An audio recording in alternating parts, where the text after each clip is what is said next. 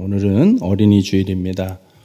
여러분은 어릴 적에 교회를 다닌 분도 있고 또 나중에 성인이 돼서 다니기 시작한 분도 있을 겁니다. 바라기는 지금이 중요한데 우리 구미사랑의 교회에 오는 우리 어린이 성도들은 교회에 대한 좋은 추억들이 좀 많이 간직되었으면 좋겠습니다. 그 추억은 또 우리가 또 만들어주는 것일 수도 있다고 생각을 합니다. 그래서 오늘 앞에 좀 번잡할 수 있겠지만은 솜사탕 기계를 돌리고 있습니다. 그래서 어린이 성도들에게는 무료로 만 19세 이상의 우리 어른 성도들에게는 1,000원씩 받고 있습니다. 수익금은 유초등부 부흥을 위해서 또 쓰려고 그렇게 하고 있는 것 같습니다. 관심 가져주시고 저는 우리 어린이 성도들에게 할 수만 있으면 이렇게 좀 볼 때마다 축복하고 싶은데 예수님이 너에게 복 주실 거야 이렇게 축복하면은 좋겠다 싶습니다. 그래서 교회에서 만나는 어른들이 너는 옷을 왜 그렇게 입었니? 이렇게 지적하기보다는 한마디를 하더라도 축복해주고 격려해주는 그 말을 좀 많이 듣고 우리 어린이 성도들이 잘할 수 있으면 참 좋겠다 싶습니다. 그렇게 한번 연습해 보시겠습니다. 예수님이 너에게 복 주실 거야. 네, 아멘. 네. 여러분 요즘 법조계에서 햇님과 바람 이야기가 회자되고 있는 거 뉴스를 통해서 알고 있을 것입니다. 이야기는 대략 원래 이야기는 이런 것이죠. 길을 걷는 나그네가 있는데 그 나그네를 보고 햇님과 바람이 내기를 합니다. 누가 저 나그네의 외투를 빨리 벗길 것인가? 그래서 나그네의 외투를 먼저 벗기려고 합니다. 그래서 바람이 먼저 나서죠. 외투를 벗기기 위해서 아주 강한 바람을 불러일으킵니다. 억지로 외투를 벗기려고 외부에서 강제로 압박을 주고 있는 것입니다. 그런데 놀랍게도 나그네는 그러면 그럴수록 바람이 거세면 거셀수록 외투를 더 꽉 움켜잡고 벗겨지지 않으려고 몸부림을 칩니다. 그래서 결국엔 못 벗겼어요. 이번엔 햇님이 도전합니다. 나그네가 외투를 자연스럽게 벗을 수 있도록 아주 강한 햇빛으로 뜨겁게 날씨를 데웁니다. 날이 더워지자 나그네는 아주 자연스럽게 외투를 벗게 된다라는 그런 이야기죠. 여러분 이 이야기가 정치계로 흘러가고 있는데 저는 그 이야기를 들으면서 보면서 문득 그런 생각이 좀 들었습니다. 우리 신앙의 현실과 굉장히 맞닿아 있는 이야기다. 지금 우리의 현실과 굉장히 맞닿아 있는 이야기다라는 생각이 들었습니다. 얼마 전에 또 다른 뉴스 속에서 중국에 대한 뉴스가 있었습니다. 중국이 이제는 외국인이 종교 활동을 더 이상 할 수 없도록 금지하는 법안을 보완해서 발표를 했습니다. 이제는 허가받지 않은 설교나 종교 모임은 절대로 할 수가 없습니다. 중국인에 대해서 외국인들이 접근해서 복음을 전하거나 어떤 종교적 행위를 하는 것 자체가 완전히 금지가 되었습니다. 종교에 관한 홍보물이나 이런 어떤 심지어는 인터넷 글까지도 완전히 차단이 되었습니다. 그동안 어느 정도 허용됐던 모든 종교 활동이 완전히 금지가 된 상황이 되고 말았습니다. 중국의 현실이죠. 이런 외부의 탄압 때문에 지금 중국은 많이 혼란스럽습니다. 중국 안에 있는 그리스도인들이 많이 혼란스럽고 심지어는 그곳에 있는 한인교회들조차도 그 종교 활동이 보장될지가 미지수라고 합니다. 그러니 굉장히 많이 힘든 시간을 보내게 될 것 같습니다. 그런데 중국은 과거에도 이런 전적이 있습니다. 외국 선교사들을 일제히 중국 전역에서 다 추방시켰던 적이 있죠. 그때 많은 선교사들이 떠나면서 그런 걱정을 했습니다. 중국 교회가 이제 끝났구나. 중국은 이제 더 이상 예배드리는 사람들이 없겠구나. 그리스도인들이 사라지겠구나. 그런데 수년이 지나고 조금 문이 열려서 다시 들어가 봤더니 놀랍게도 중국의 기독교인들이 이전보다도 더 부흥해 있는 상황을 봅니다. 표면적으로 그들이 모여서 예배 드릴 수 없게 되니까 이 중국 성도들이 지하교회로 들어가게 되는 것입니다. 지하교회라는 게 꼭 지하실에 있는 교회를 얘기하는 게 아니에요. 감춰져 있다, 드러나지 않았다라는 의미의 지하교회를 얘기합니다. 지하교회 활동을 하면서 오히려 신자들의 신앙심은 더 뜨거워졌고 더 많이 부흥하게 되었다라는 결과를 보게 됩니다. 그런 전적이 있기 때문에 이번 이 뉴스에 대해서도 굉장히 마음 아프지만 또 굉장히 힘든 시간이 될 것이지만 그럼에도 불구하고 우리가 소망을 놓지 않고 같이 기도해 줄 수 있기를 부탁드립니다. 예. 외부의 바람이 더 거셀수록 오히려 더 단단해질 수가 있습니다. 그러면서 저는 문득 그 생각을 한 거예요. 반면에 우리나라는 어떤가? 우리나라의 상황은 어떤가? 정말 우리나라는 종교의 자유가 보장된 나라이지 않습니까? 우리 지난주 바자회에 대해서 이야기할 것들이 참 많아요. 좋은 이야기들이 참 많은데 은혜스러운 간증들이 많은데 특히 여러분 그날 놀랍게도 불자들이 많이 와주셨어요. 예, 우리 절에 다니시는 불자들이 오셔가지고 요즘엔 또 불자들의 시즌이잖아요. 그래서 우리 교회 들어오는 입구에도 난 내가 지금 절에 가는 건가 이렇게 헷갈릴 정도의 현수막이 이렇게 걸려 있긴 한데 그분들이 그날 이제 절에서도 바자회를 좀 했나 봐요. 그래서 오전에는 절에서 하는 바자회에 참석하고 오후에는 우리 교회에서 하는 바자회에 참석하고 이렇게 했다는 것이죠. 중요한 건 그분들이 그렇게 이야기를 해요. 절에서 하는 바자회보다 교회에서 하는 바자회가 훨씬 좋더라, 훨씬 은혜스럽더라, 이렇게 불자들이 간증을 해줬다는 이야기죠. 이 얼마나 놀라운 이야기입니까? 여러분, 절에도 갈 수 있고 교회도 갈 수 있고 이 종교의 자유가 보장된 이 나라예요. 정말 축복받은 나라입니다. 예. 그럼에도 평생 절에 다니시던 분이 처음으로 그날 교회에 오셨다는 분들이 좀 또 돼요. 꽤 돼요. 여러분, 이게 얼마나 분명히 개인의 자유는 있지만 그렇게 온다는 것이 결코 쉽지 않다라는 걸 우리가 잘 알고 있습니다. 그러니까 그날 많은 기적이 일어났습니다. 여러분, 하나님께서 우리 교회를 그렇게 축복하시고 놀라운 기적을 베풀어 주신 줄로 믿습니다.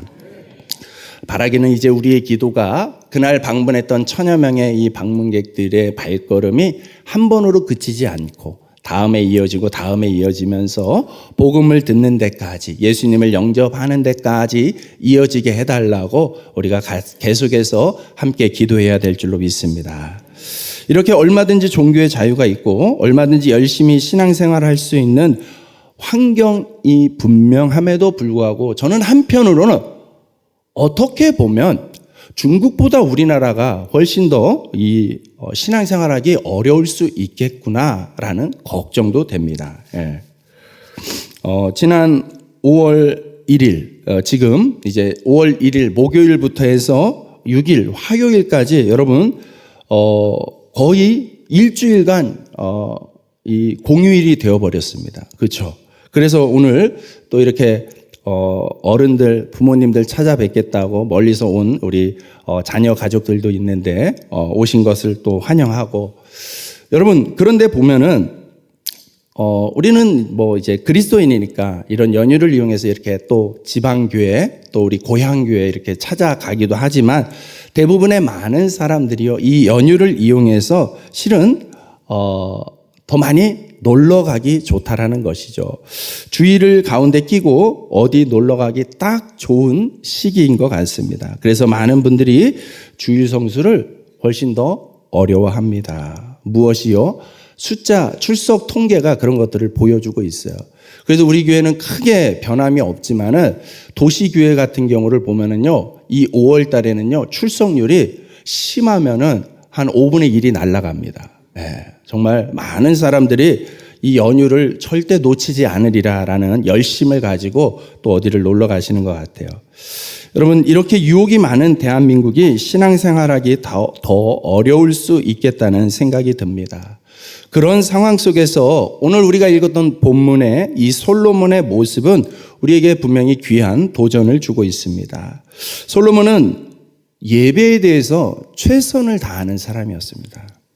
여러분, 솔로몬에 대해서 솔로몬은 지혜로운 왕, 뭐 솔로몬은 아주 부자, 뭐 이런 이미지들을 가지고 있겠지만 여러분 우선 기억해야 될 것은 솔로몬은 예배에 최선을 다하는 사람이었습니다. 여러분 솔로몬이 왕위에 오르는 과정은요 결코 쉽지 않았습니다. 중간에 반란도 있었고요. 자칫 까딱 잘못하는 순간 솔로몬은 사라질 수도 있었습니다. 그런 위기와 어려움을 겪으면서 힘겹게 왕위에 올랐던 이 솔로몬은 다른 무엇보다도 우선하여서 하나님께 일천번제를 드리게 됩니다. 여러분 여기 일천번제에 대해서 여러분 제가 퀴즈를 드린 적이 있는데 일천번제는 1000일 동안 드린 번제일까요? 1000마리의 제물을 드린 번제일까요? 예, 1000마리를 드린 번제다라고 해석하는 게 조금 더 합리적이고 타당한 해석이다라고 제가 설명드린 적이 있습니다. 뭐 그렇다고 해서 1000일을 작정해서 기도하거나 1000일 작정 헌금하는 게 잘못됐다 이렇게 볼 수도 없습니다. 오히려 솔로몬의 마음은 1000일에 더 가깝게 표현이 되고 있는 것 같습니다. 중요한 건 뭐겠습니까? 1000일이든 1000마리든 중요한 것은 하나님을 향한 솔로몬의 마음이라는 것이죠. 여러분 1000일이라는 숫자, 1000마리라는 숫자, 1000이라는 숫자는 인간의 어떤 한계를 뛰어넘는 숫자 영역일 수도 있어요. 경우에 따라서. 그런데 솔로몬은 1000번제를 통하여서 하나님께 뭘 하고 있는 것입니까? 그만큼 자기의 한계, 자기의 역량을 뛰어넘는 최선의 모습으로 하나님께 예배를 드리고 있다라는 것이죠. 그만큼 솔로몬은 예배가 인생의 중심이 되는 사람이었습니다. 이제 막 왕위를 물려받았으니까 또 위기 가운데 삐걱삐걱하면서 물려받았으니까 얼마나 정리할 일들이 많았겠습니까? 얼마나 자기의 왕권을 견고히 해야 될 일들이 많았겠습니까? 그런데 솔로몬은 1000번제를 다른 그 무엇보다도 우선시했습니다. 왜 그랬을까요?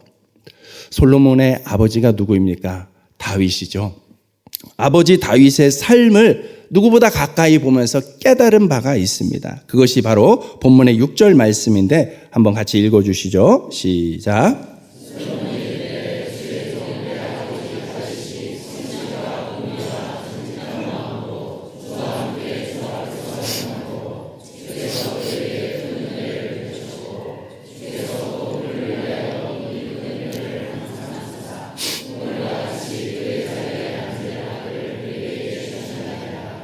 아멘. 솔로몬이 아버지 다윗을 생각하는 거예요. 그러면서 다윗, 자기 아버지는 누구보다 인생 역전한 사람, 인생 역전에 성공한 사람이라는 것을 잘 알고 있죠. 여러분 다윗이 어떻습니까? 한 집안의 막내 아들이었습니다. 그래서 옛날 옛날 고대 사회, 오늘날도 뭐 그런 경향이 있지만 이 고대 사회 때는 심했죠. 장자에게 아버지의 어떤 정권이나 재산을 거의 다 몰아주고 밑으로 내려가면 내려갈수록 지분이 거의 없습니다. 다윗은 집안에서 실은 그런 존재였어요. 찬밥 신세였습니다. 집안에서도 인정받지 못하고 굳은 일만 할 수밖에 없는 다윗이었는데 그런데 어떻게 한 나라의 왕이 되고 가장 존경받는 왕이 될 수 있었냐라는 것이죠. 그 부분에 대한 그 아버지 인생에 대한 해석을 해보니 아들 솔로몬의 눈에 아버지의 인생이 이렇게 역전될 수 있었던 비결은 딴 게 아니라는 거예요. 전적으로 하나님의 은혜라는 것이죠. 다윗이 어떤 유리한 조건을 가지고 살았던 것이 아니라는 거예요. 그럼에도 불구하고 모든 것이 불리하고 모든 것이 열악했음에도 불구하고 다윗이 정말 훌륭한 인생으로 살아낼 수 있었던 것은 전적인 하나님의 은혜였다라는 것을 깨달았기 때문인 것입니다. 늘 하나님께 예배하기를 즐겨하고 예배가 중심이 되는 삶을 사니까 하나님께서 그 인생 가운데 은혜를 부어주시더라라는 것을 이 솔로몬이 깨달았던 것이죠. 여러분 솔로몬이 무엇을 깨달았습니까? 하나님은 뭐 하시는 분이다? 은혜를 주시는 분이구나. 하나님은 은혜를 주시는 분이세요. 여러분 믿으세요? 동의할 수 있기 바랍니다. 우리가 믿는 하나님, 우리가 지금 예배하는 하나님, 이 예배를 받으시는 하나님은 우리에게 얼마든지 은혜를 베풀어 주실 수 있는 분이에요. 여러분 하나님의 은혜를 입으면 아무리 인생이 연약하고 초라해도 문제투성이고 어떤 위험과 어려움이 있어도 다 극복할 수 있다라는 것입니다. 다 이겨낼 수 있다라는 것입니다. 이겨내고 훌륭하게 살아갈 수 있다라는 것이죠. 그러니 이 땅을 살면서 정말 중요한 게 무엇인가? 하나님의 은혜구나 라는 결론을 내렸던 거예요. 여러분, 이 솔로몬의 생각이 가장 인류 역사에 있어서 가장 지혜롭다라고 여겨지는 왕이 내린 결론임을 여러분 기억하십시오. 그렇기 때문에 여러분, 우리도 조금 컨닝할 필요가 있어요. 솔로몬의 그 생각 우리도 좀 동의하고 흉내내 봐야 되겠구나, 이런 마음의 움직임이 있었으면 좋겠습니다. 하나님의 은혜가 인생 가운데 임하니까 놀라운 인생 역전이 일어나는구나. 하나님의 은혜를 사모해야 되는구나. 여러분, 우리가 가져야 될 신앙의 자세는 하나님의 은혜를 사모하는 자세여야 될 줄로 믿습니다. 하나님의 은혜를 사모하십시오. 솔로몬이 왜 아직 국정도 안정되지 않았는데 1000번제를 먼저 드렸겠습니까? 하나님의 은혜가 얼마나 중요한지를 알았기 때문입니다. 은혜 아니면 살아갈 수가 없구나. 나라를 책임질 수 없구나. 하나님 은혜에 대한 절대적인 신뢰, 간절히 원하는 갈급한 마음이 있었던 거예요. 하나님, 내게 은혜를 주십시오. 내게 은혜를 주십시오. 여러분, 하나님의 은혜는 주어지는 것인 줄로 믿습니다. 하나님의 은혜는 내가 만들어가는 것이 아니에요. 주어지는 거예요. 절대적인 하나님의 주권이에요. 이렇게 말하니까 되게 신학적으로 그럴듯하게 들리지만 쉽게 말하면 하나님 마음입니다. 하나님이 마음대로 하는 거예요. 여러분, 그렇기 때문에 하나님이 주면 받고 안 주면 안 받고 그렇게 할 수 있나요? 그 은혜가 어떤 것인지 안다면, 우리 인생 가운데 은혜가 꼭 필요한 것이다라는 생각이 든다면, 그 은혜 어차피 하나님 마음대로 주든지 말든지 할 건데 주면 받고 안 주면 말지, 이런 자세가 나올 수가 없다라는 것이죠. 여러분, 은혜를 주고 안 주고는 하나님의 결정이지만, 여러분, 우리는 적어도 하나님이 우리에게 은혜를 주시는 결정을 내려달라고, 그렇게 해달라고 하나님께 요청해야 되지 않겠습니까? 하나님께 적극적으로 간절하게 요청해야 되지 않겠습니까? 하나님께 할 수 있는 최선을 다해야 되지 않겠습니까? 그것이 은혜가 얼마나 중요한지, 은혜가 반드시 필요하구나라는 생각을 가지고 사는 사람들의 마땅한 자세라고 생각을 합니다. 여러분, 그렇기 때문에 이 하나님께 예배 드리는 것이 그래서 중요한 거예요. 여러분, 예배가 무엇입니까? 예배는 하나님께 드리는 거잖아요. 예배는 하나님께 표현할 수 있는 최선의 자세인 거예요. 우리가 하나님께 무언가를 표현할 때, 우리의 뜻을 전할 때에 나타낼 수 있는 최선의 자세가 바로 이 예배라는 거예요. 여러분, 은혜의 소중함을 모르면 줘도 그만, 안 줘도 그만이겠지만은, 그러면 연휴라든지 다른 상황이나 환경에 따라서 예배를 드릴 수도 있고 안 드릴 수도 있고, 교회 갈 수도 있고 안 갈 수도 있고, 이렇게 왔다 갔다 하는 모습으로 살아가게 되는 거예요. 여러분, 그런데 잘 생각해 보세요. 잘 살펴보세요. 여러분, 사탄이 존재하죠. 우리가 하나님만 믿는 것이 아니라, 하나님만 계시다고 보는 것이 아니라 사탄, 악한 영의 존재도 엄연히 있습니다. 사탄의 역할, 목적은 무엇이겠습니까? 결국에 하나님으로부터 하나님께 속한 자들을 빼앗는 것이죠. 그게 사탄이에요. 여러분, 그러기 위해서 사탄이 지금도 활동하고 있습니다. 이게 안타까운 상황인 것이죠. 사탄이 우리에게서 빼앗아 가는 게 뭘까요? 사탄이 현대인들에게서 무엇을 빼앗아 가고 있을까요? 여러분, 세상에 재미와 놀 것이 얼마나 발달했는지 몰라요. 여러분, 이제 무슨 시대냐면, 바야흐로 무슨 시대냐면 AI 시대라고 해요. 인공지능 시대라고 해요. 여러분, 인공지능이 발달하기 시작하면은 여러분, 인간이 가지고 있는 능력의 몇십 배, 몇백 배, 몇천 배의 그 능률적 효과가 나타난다고 합니다. 이것은 곧 많은 인간이 해야 되는 노동, 인간이 만들어내야 되는 생산 능력, 생산의 양을 훨씬 더 효과적으로, 훨씬 더 많이 이렇게 증가시킨다는 개념이 되기도 합니다. 여러분, 생각해 본다면, 이런 현상과 연결해서 생각해 본다면, 옛날에는 일주일을 어떻게 봅니까? 옛날에는 일주일을 평일과 주일 이렇게 봤어요. 평일과 주일, 6일 평일과 주일 하루 이렇게 해서 7일 일주일로 보았습니다. 그런데 언제부턴가 이 일주일을 어떻게 사람들이 말합니까? 평일과 주말이라고 이야기합니다. 주일이 주말로 은근슬쩍 바뀌었어요. 그러면서 주 5일 근무제가 이제 정착이 어느 정도 됐습니다. 이제 웬만한 직장에서는 다 주 5일 근무제를 실시하고 있죠. 그런데 이제 AI 시대가 본격화되면은 주 4일 근무제가 될 거예요. 이미 앞선 기업들 같은 곳에서는 이미 그렇게 시행을 하고 있습니다. 주 4일 근무제. 그러면 그 말은 곧 무엇이겠습니까? 이제 주말의 개념이 이틀이 아니라 3일로 늘어나는 것이죠. 금, 토, 일, 2박 3일. 어떻습니까? 놀러 가기 딱 좋은 시간 아닙니까? 여러분, 갈수록 예배에 빠지려는 유혹이 강해지는 시대예요. 우리는 그런 시대를 살고 있어요. 그래서 나도 모르게 마치 나그네를 유혹했던 햇님의 유혹처럼 나도 모르게 그냥 그 외투를 벗게 되는 거예요. 나도 모르게 하나님으로부터 멀어지게 되는 거예요. 하나님과 연결고리가 되어지는 이 예배라는 안전장치가 희미해지고 끊어지게 되는 것입니다. 여러분, 기억하십시오. 또 우리의 영적인 감각들을 일깨우십시오. 긴장하셔야 됩니다. 영적으로 긴장하셔야 됩니다. 사랑하는 여러분, 우리는 하나님의 은혜가 반드시 필요한 존재들입니다. 그러니 하나님께 선택적 예배가 아닌, 상황에 의해서 드릴 수도 있고 안 드릴 수도 있는 예배가 아닌 반드시 드려야 되는 최선의 예배로 살아갈 수 있기를 주님의 이름으로 축복합니다. 여러분, 그렇게 은혜가 필요하다는 것을 아는 사람은 겸손할 수밖에 없습니다. 7절 말씀 한 번 더 같이 읽습니다. 시작.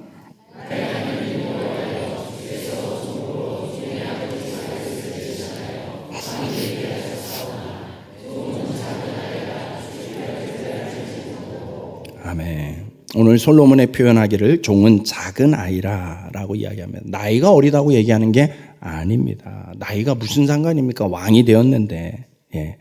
자기를 낮추는 자세예요. 겸손이 가득한 표현입니다. 여러분, 신앙이 성장한다는 것은 곧 하나님의 은혜를 중요하게 여긴다는 것이겠죠. 하나님의 은혜를 중요하게 여기는 사람, 모든 것이 은혜로 살아가고 있구나라는 것을 깨닫는 사람은 살아가는 삶의 자세가 더욱 겸손해질 수밖에 없습니다. 하나님의 은혜를 깨닫고 살아가는 사람은 더욱 겸손해지는 것이죠. 이게 내 힘으로 된 게 아닌데, 이게 하나님의 은혜인데, 하나님의 도우심으로 내가 지금 살아가고 있구나라는 걸 인정하고 깨닫게 되면 내가 어떻게 교만해질 수 있겠습니까? 더 겸손해질 수밖에 없는 것이죠. 어제 어린이날 시즌을 맞아서 우리 구민호의 주일학교 연합회에서 행사를 좀 가졌다고 했죠. 그래서 글짓기 대회, 그림 그리기 대회를 했습니다. 그리고 이제 각 교회학교, 주일학교 선생님들이 다양한 프로그램을 준비해서 우리 어린이들을 위한 정말 축제 같은 시간들을 준비해 줬습니다. 또 먹거리도 준비해서 잘 섬겨주셨습니다. 저도 잠깐 방문했는데 어린이 성도들을 섬기는 모습이 너무 또 풍성하고 재밌는 그런 모습이었어요. 그런데 하나 아쉬운 것이 날씨였습니다. 너무 추웠습니다, 어제. 어떤 부스에서는 슬러시를 준비했는데 애들이 슬러시를 먹지를 않아요. 네. 너무 추웠습니다. 오전 내내 비가 엄청나게 왔죠. 여러분, 그 자리에서 만난 어떤 집사님과 그런 얘기를 했어요. 만약에 지난주에 바자회 할 때 날씨가 이랬으면 어땠을까요? 생각하기도 싫죠. 여러분, 너무 힘들었을 거예요. 너무 절망스러웠을 거예요. 그런데 여러분, 생각해 보세요. 딱 한 주 차이예요. 딱 한 주 차이로 지난주에는 날씨가 기가 막혔고 어제는 날씨가 참 힘들었다는 것이죠. 여러분, 그 날씨 누가 설계했습니까? 누가 조정하고 있는 것입니까? 여러분, 날씨는 우리가 어떻게 할 수 있는 영역이 아니잖아요. 다시 생각해도 바자회 많은 분들이 수고하고 헌신한 것, 그것도 너무 귀하고 너무 감사한 일이지만 무엇보다도 그 좋은 날씨를 주신 하나님의 은혜가 더하여졌다라는 거, 하나님의 은혜가 있었다는 거, 하나님의 은혜로 그 기적 같은 수많은 간증들이 있다라는 거, 우리는 그것에 초점을 맞춰야 될 것 같습니다. 여러분, 우리가 할 수 있는 범위 안에서, 영역 안에서 최선을 다해야 돼요. 하나님의 은혜가 아니면 아무것도 아닙니다 라는 고백 가운데는 내가 아무것도 안 하겠습니다 이 뜻이 아니에요. 내가 할 수 있는 것은 내 자리에서 최선을 다하는 거예요. 그렇지만 그게 전부가 아니다라는 겸손한 마음을 가지고 하나님의 주권을 인정하는 거예요. 그래서 하나님의 은혜가 더하여질 때 이것이 완성되고 이 가운데 놀라운 기적과 같은 열매들이, 역사가 일어난다라는 것을, 그런 자세를 가지고 살아가는 것입니다. 여러분, 하나님의 은혜가 절대적으로 필요하다는 겸손한 자세를 가질 수 있기를 주님의 이름으로 축복합니다. 그래서 하나님께서 오늘 본문 가운데 감동하시는 장면이 또 소개되고 있습니다. 하나님의 은혜를 사모하며 1000번제를 드리는 그 모습, 최선을 다해서 예배하는 모습을 하나님께서 귀하게 여기신다라는 거예요. 그거에 대한 증거로서 하나님이 나타나셔서 축복하시는데 뭐라고 이야기를 합니까? 솔로몬에게 꿈에 나타나서 뭐라고 이야기합니까? 내가 네게 무엇을 줄꼬. 할렐루야. 네. 여러분 꿈에 이런 하나님 만날 수 있기를 축복합니다. 그러면 뭘 구하겠습니까? 하나님 로또 1등을 구합니다. 아파트 저기 강변에 한 채 좀 구합니다. 만수무강 건강을 구합니다. 많은 사람들이 기도할 때 자꾸 뭘 달라고 기도하는 것이 문제라고 말하는데 저는 그렇게 생각하지 않아요. 구해야죠.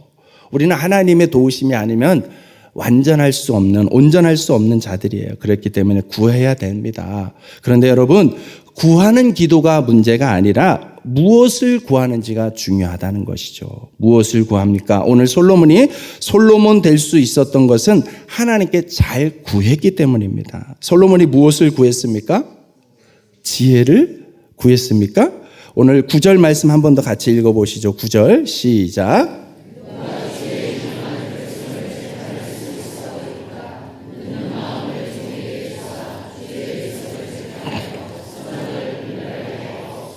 아멘. 솔로몬이 그렇게 내가 내게 무엇을 줄꼬라고 묻는 하나님의 그 물음에 솔로몬의 대답은 듣는 마음을 달라고 합니다. 듣는 마음. 여러분, 듣는 마음이 무엇입니까? 역대하 1장 10절 말씀에 보면 이 똑같은 상황을 다른 관점, 다른 표현을 하고 있는 건데, 주는 이제 내게 지혜와 지식을 주사 이 백성 앞에서 출입하게 하옵소서. 이렇게 많은 주의 백성을 누가 능히 재판하리이까 하니. 여러분, 듣는 마음이 역대하에서는 지혜와 지식이라고 표현하고 있습니다. 그러니까 솔로몬이 지혜를 구했구나라는 대답도 틀린 대답은 아니죠. 그렇지만 조금 더 이 듣는 마음에 대한 원어적 의미를 본다면 쉐마레브라는 단어를 쓰고 있는데, 여러분, 이 듣는 마음이 단순한 정보 수집이 아닙니다. 성경학자의 주석에 의하면 율법에 비추어서 판단하고 분별할 수 있는 통찰력, 다른 말로 하면 하나님의 뜻을 듣고 분별할 수 있는 영적 민감성, 이것이 바로 듣는 마음이라는 거예요. 여러분, 우리가 듣는 마음, 경청이라는 단어로 유사하게 생각할 수 있어요. 상대방이 무엇을 원하는지, 무슨 말을 하고자 하는 건지 들으려고 하는 자세, 그런 걸로 이제 대체가 될 수도 있어요. 그렇게 표현될 수 있지만 그 수준이 아니라 그것을 훨씬 뛰어넘어서 그 사람을 향한 하나님의 뜻을 헤아리는 것까지 나아가는 게 듣는 마음이라는 것이죠.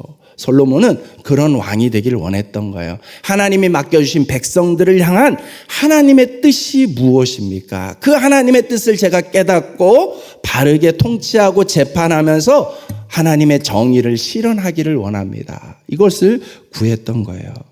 여러분, 로마서 12장 2절 말씀, 너희는 이 세대를 본받지 말고 오직 마음을 새롭게 함으로 변화를 받아 하나님의 선하시고 기뻐하시는 뜻이 무엇인지 분별하도록 하라. 아멘. 바울의 이 고백이 마치 솔로몬의 듣는 마음을 구했던 그 고백과 동일하지 않습니까? 하나님의 기뻐하시고 온전하신 뜻이 무엇인지를 아는 것에 힘쓰라는 거예요. 이 세대의 흐름이 어떠하든, 이 세상 사람들이 더 놀기 좋아하고 더 즐기기 좋아하고 더 많이 가지기 좋아하는 이 세상의 흐름에 흔들리지 말고, 그런 것에 마음을 빼앗기지 말고 하나님의 기뻐하시는 뜻이 무엇인지 거기에 목적을 두고 살아가라는 것입니다.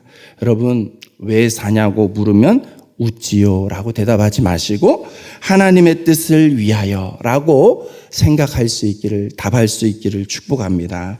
하나님의 뜻을 단편적으로 여기는 것도 좀 위험할 수 있겠지만, 그래도 본질적으로 하나님의 뜻 하면 무엇이 있습니까? 하나님의 뜻에는 죄로 인해서 하나님과의 관계가 단절된 우리와 하나님의 관계 속에서 끊어져서 잃어버린 그 영혼들을 어떻게든 다시 회복시키시는 거, 그게 하나님의 가장 우선되는 뜻이 아니겠습니까? 그걸 위하여서 독생자 예수 그리스도까지 내어주신 거 아니겠습니까?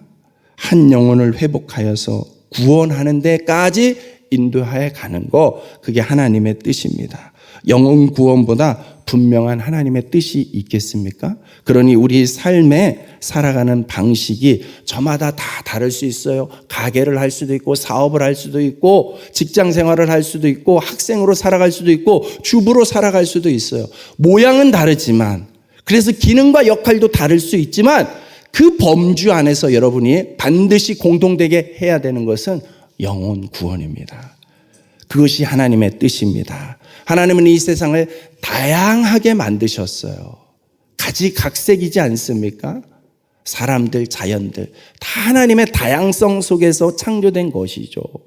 근데 그 다양성 속에서 하나님이 궁극으로 원하는 것은 잃어버린 내 백성, 내 자녀를 어떻게든 살리고자 하는 거예요. 여러분, 5월 30일부터 있는 전도 부흥회는 그 하나님의 뜻에 초점을 맞추는 겁니다. 그 하나님의 뜻에 우리의 최선을 드리는 부흥회가 되기를 간절히 소원합니다. 여러분이 오늘부터 품으셔야 되겠습니다. 작정한 태신자는 하나님이 찾으시는 한 영혼입니다. 하나님이 기뻐하는 한 영혼입니다. 하나님의 뜻이 전해져 있는, 담겨져 있는 한 영혼입니다. 여러분, 그걸 위해서 5월 한 달 동안 무엇보다도 어느 때보다도 행복하고 풍성하고 가족과의 만남이 있는 즐거운 시간도 보내시지만, 그러면서 계속해서 이 하나님의 뜻, 영혼 구원에 대한 하나님의 뜻에 여러분의 마음과 생각, 삶의 패턴들을 초점을 맞출 수 있기를 축복합니다. 여러분, 이렇게 제가 담임 목사로서 권면하는 것은 여러분을 조금 더 괴롭히기 위해서가 아니에요. 여러분, 제가 이 말씀을 아주 강하게 단호하게 여러분에게 부탁하고 있는 이유는 11절에서 13절 말씀입니다. 천천히 잘 생각해 보면서 11절부터 13절을 한번 읽겠습니다. 시작.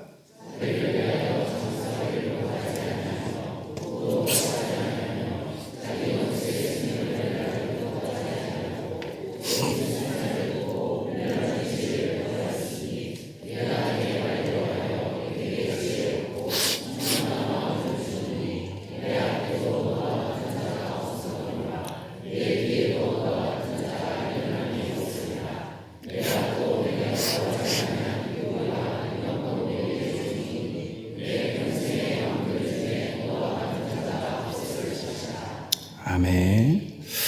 하나님이 솔로몬의 이런 태도, 일천번제 드린 것뿐만 아니라 꿈에 물으셨을 때에 솔로몬이 한 대답, 그런 것들에 대해서 하나님이 감동하셨습니다. 감동하신 이유는 자기를 위하여 구하지 않았기 때문이라는 거예요. 여러분, 그래서 하나님을 믿는 사람은 이기적인 사람에서 이타적인 사람으로 바뀌는 거예요. 자기 중심에서 남을 돌아볼 줄 아는 사람으로 변화되는 거예요. 그래서 그 남들을 바라볼 때에 자기에게 주어진 사명이 있다는 걸 깨닫게 되는 것이죠. 자기에게 주어진 사명, 백성들을 잘 다스리는 재판관이요 통치자가 되기 위하여 구하는 모습에 대하여서 하나님이 그래 맞다라고 말씀하시며 축복해 주신다는 거예요. 여러분, 솔로몬은요 축복이 따라오는 사람이었어요. 여러분, 그렇게 되기를 축복합니다. 어떤 사람은 축복을 쫓아다니는 인생을 살아요. 그래서 당장 눈앞에 내 어떤 이득, 손해보지 않으려고 하는, 조금이라도 임은 더 남기려고 하는, 그래서 아둥바둥 살아가는 모습이 있어요. 그런데 어떤 사람은 참 신기하게도 그냥 축복이 따라 붙어요. 따라와서 축복이 막 부어져요. 여러분, 어떤 사람, 어떤 인생이 되기를 원하십니까? 축복 따라가는 인생보다는 여러분, 축복이 따라오게 되는 인생을 살아낼 수 있기를 주님의 이름으로 축복합니다. 하나님의 은혜, 하나님의 뜻을 구하며 그렇게 축복이 따라오는 그러한 삶을 살기를 주님의 이름으로 축복합니다.